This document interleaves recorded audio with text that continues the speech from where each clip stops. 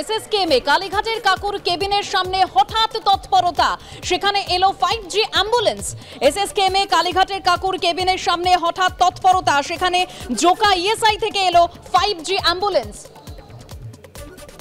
সেই ছবি আপনারা দেখতে পাচ্ছেন। এসএসকেএমে কালীঘাটের কাকু ওরফে সুজয় কৃষ্ণ ভদ্রের কেবিনের সামনে হঠাৎ তৎপরতা, জোকা ইএসআই থেকে সেখানে এলো 5G অ্যাম্বুলেন্স। এসএসকেএমে কালীঘাটে কাকুর কেবিনের সামনে হঠাৎ তৎপরতা, জোকা ইএসআই থেকে এলো 5G অ্যাম্বুলেন্স। যে ছবি আপনাদেরকে দেখাচ্ছি, আমরা সরাসরি কথা বলবো আমাদের প্রতিনিধি সন্দীপ সরকার আমাদের সঙ্গে রয়েছেন। সন্দীপ, কি দেখছো তুমি? হাসপাতালের কার্ডিওলজি বিভাগে একটা তৎপরতার ছবি আমরা দেখতে পাচ্ছি। কি তৎপরতা?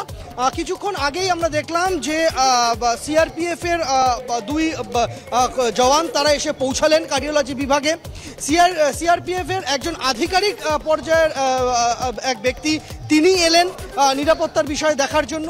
এবং যেটা সবে ঘটলো সেটা হচ্ছে যে একটি অত্যাধুনিক 5G অ্যাম্বুলেন্স তা নিয়ে আসা হয়েছে এসএসকেএম হাসপাতালের কার্ডিওলজি বিভাগে। সেই 5G অ্যাম্বুলেন্স এনে রাখা হয়েছে। সেই 5G অ্যাম্বুলেন্সের ছবি আমরা দেখতে পাচ্ছি কার্ডিওলজি বিভাগের সামনে। সেই 5G অ্যাম্বুলেন্স নিয়ে আসা হয়েছে। 5G অ্যাম্বুলেন্সের গায়ে লেখা রয়েছে জোকা ইএসআই হাসপাতাল। আমরা জানি যে জোকা ইএসআই হাসপাতালে এই সুজয় কৃষ্ণ ভদ্র, যিনি 21শে অগস্ট থেকে চিকিৎসাধীন রয়েছেন, সেই সুজয় কৃষ্ণ ভদ্রকে নিয়ে যাবার জন্য, তার কণ্ঠস্বরের নমুনা সংগ্রহের জন্য একটা তৎপরতা তৈরি হয়েছিল, উদ্যোগ তৈরি হয়েছিল। কিন্তু যে বিভাগে যেদিন তাকে নিয়ে যাওয়ার কথা ছিল তার আগের রাতে তিনি ঘোরতর অসুস্থ হয়ে কার্ডিওলজি বিভাগেই আইটিইউতে স্থানান্তরিত হন। কিন্তু তারপর থেকে বিস্তর জটিলতা তৈরি হয়েছে। শেষ পর্যন্ত তার কণ্ঠস্বরের নমুনা সংগ্রহ করা যায়নি। আজকে কি তাহলে সুজয় কৃষ্ণ ভদ্রকে নিয়ে যাওয়া হবে? প্রশ্নটা উঠছে। তার কারণ হচ্ছে যে আমরা দেখতে পাচ্ছি যে হঠাৎ করেই একটা তৎপরতা তৈরি হয়েছে। তুমি দেখতে পাচ্ছ জোকা ইএসআই হাসপাতাল থেকে অ্যাম্বুলেন্স নিয়ে আসা হয়েছে, 5G অ্যাম্বুলেন্স। এই 5G অ্যাম্বুলেন্সের বিশেষত্ব হচ্ছে যে এই অ্যাম্বুলেন্সে একেবারে অত্যাধুনিক আইসিইউ পরিষেবা, ভেন্টিলেটর সাপোর্ট সিস্টেম সব থাকে। এবং আমরা দেখতে পাচ্ছি যে এই অ্যাম্বুলেন্সের একদম সামনের সারিতেই রয়েছেন এক চিকিৎসক এবং একজন টেকনিশিয়ান। এই অ্যাম্বুলেন্সে এক জায়গা থেকে আরেক জায়গায় নিয়ে যাওয়ার সময় কোনো রোগী যদি ঘোরতর অসুস্থ হয়ে পড়েন, তাহলে সেই রোগীর চিকিৎসা করার জন্য একদম দূরাভাষে বিশেষজ্ঞ চিকিৎসকেরা তারা পরামর্শ দেবেন এবং সেই মতো চিকিৎসা চলবে।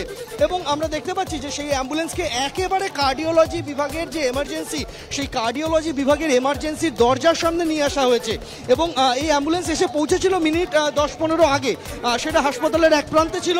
এই মুহূর্তে কার্ডিওলজি বিভাগের একদম সামনে নিয়ে আসা হয়েছে সেই অ্যাম্বুলেন্স। আর কিছুক্ষণের মধ্যেই এই অ্যাম্বুলেন্সে যারা চিকিৎসকেরা রয়েছেন তারা এসে ভেতরে প্রবেশ করবেন। তাদের একজন ভেতরে চলে গিয়েছেন কার্ডিওলজি বিভাগে। এখন দেখার বিষয় এটাই যে এই অ্যাম্বুলেন্সে করে আজকেই সুজয় কৃষ্ণ ভদ্রকে কি নিয়ে যাওয়া হবে, সেই প্রশ্নটা কিন্তু উঠছে। সেই অ্যাম্বুলেন্সে আমরা দেখতে পাচ্ছি রয়েছে কিছুক্ষণ আগেই এই সুজয় কৃষ্ণ ভদ্রর যিনি চিকিৎসক, তার সঙ্গে হাসপাতাল কর্তৃপক্ষের একটা বৈঠক হয়। তাতে সুজয় কৃষ্ণ ভদ্রের চিকিৎসার দায়িত্বে থাকা হৃদরোগ বিশেষজ্ঞ এবং অন্যান্য চিকিৎসকেরা তারাও হাসপাতাল সুপারের সঙ্গে বৈঠক করেন। তারপরে তিনি বেরিয়ে এসে কার্ডিওলজি বিভাগে যান এবং বেরোনোর সময় তিনি কোনো প্রতিক্রিয়া দিতে চাননি যে আজকেই সুজয় কৃষ্ণ ভদ্রকে কোথাও স্থানান্তরিত করা হবে কিনা, সেই প্রশ্নের কোনো উত্তর তিনি দেননি। ফলে স্বাভাবিকভাবেই কিন্তু একটা জল্পনা তৈরি হয়েছে যে এই প্রস্তুতি জোকা ইএসআই হাসপাতাল থেকে নিয়ে আসা এই অ্যাম্বুলেন্স, অত্যাধুনিক অ্যাম্বুলেন্স, সেটা কি সুজয় কৃষ্ণ ভদ্রের জন্য? প্রশ্নটা কিন্তু থাকছে। তুমি দেখতে পাবে যে সেই অ্যাম্বুলেন্স এখানে দাঁড়িয়ে রয়েছে। বেশ সন্দীপ, তুমি আমাদের সঙ্গে থাকো।